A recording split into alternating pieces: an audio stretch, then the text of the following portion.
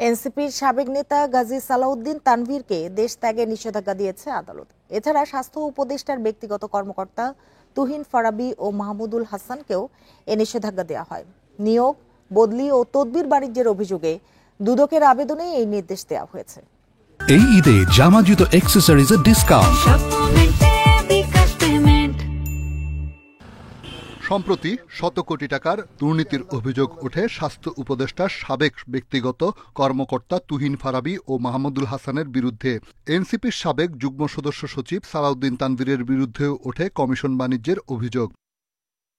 সুনির্দিষ্ট অভিযোগের ভিত্তিতে তাদের বিরুদ্ধে অভিযোগ অনুসন্ধানে নামে দুদক। এরই মধ্যে তাদের জিজ্ঞাসাবাদও করা হয়েছে। দুদক ইতিমধ্যে অনুসন্ধান শুরু করেছে। অনুসন্ধান চলাকালীন সময়ে অনুসন্ধানকারী কর্মকর্তা তাদের বিদেশ যাত্রা রহিতকরণে এবং তাদের জাতীয় পরিচয়পত্র ব্লক করার জন্য আদালতে আবেদন করেছেন।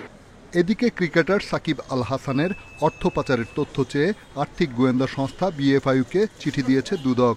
অনুসন্ধানের স্বার্থে যেখানে যেখানে যে চিঠি দেওয়া প্রয়োজন ওনারা সেই অনুযায়ী তাদের সংশ্লিষ্ট অধিদপ্তর কিংবা প্রতিষ্ঠান অথবা ইনস্টিটিউটের যেখানে যেখানে চিঠি দেওয়া সেখানে হয়তো ওনারা চিঠি দিচ্ছেন। দুদক জানায় অভিযুক্তদের ওপর কড়া নজর রাখা হয়েছে। পালিয়ে যেতে পারেন, তথ্য পেলেই গ্রেপ্তার করা হবে। আদালতে দুদকের পক্ষ থেকে আবেদন করা হয়েছে। রিশাদ হুদা, ইন্ডিপেন্ডেন্ট নিউজ, ঢাকা।